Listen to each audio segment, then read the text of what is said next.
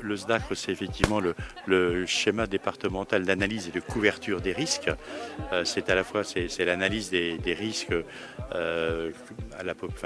des risques simples, des risques complexes. On peut citer les incendies, bien entendu, mais aussi tout ce qui est en lien avec les risques climatiques, les risques industriels, les risques liés aussi à l'activité touristique, hiver comme été. Et donc l'idée c'est de comprendre un petit peu l'évolution de ces risques, comprendre également comment le territoire peut y répondre avec des délais d'intervention les plus rapides possibles pour éviter bien sûr les pertes de chance. C'est un travail qui se fait en général tous les 5 ans, on révise le schéma tous les 5 ans.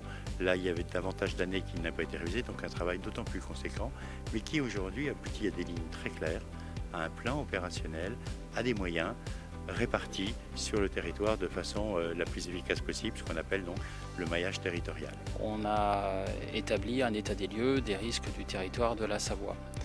On s'est imprégné des statistiques de notre activité. On a également essayé de tirer bénéfice des différents retours d'expérience des équipes. Et sur ces bases-là, en fait, on a proposé des lignes directrices opérationnelles qu'on a exprimées plus finement en objectifs très précis.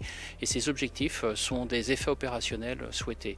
Et donc, ce travail-là va aboutir à déterminer quelles sont les actions du conseil d'administration à entreprendre pour obtenir des moyens nouveaux en termes de véhicules, en termes d'outils à mettre dans ces véhicules, mais aussi la manière dont on doit transformer notre centre opérationnel pour avoir au final ces effets opérationnels-là. Ça passera aussi par du recrutement, ça passera par de la formation, mais surtout ça passera par la redynamisation du volontariat, parce que ce volontariat il est essentiel pour que ce contrat opérationnel puisse être tenu. Voilà, on sait qu'on a des réponses solides sur les grandes villes, sur les secteurs les plus urbanisés, mais en ruralité on a besoin de fortifier notre réponse, et ce sont les sapeurs-pompiers volontaires qui vont nous y aider.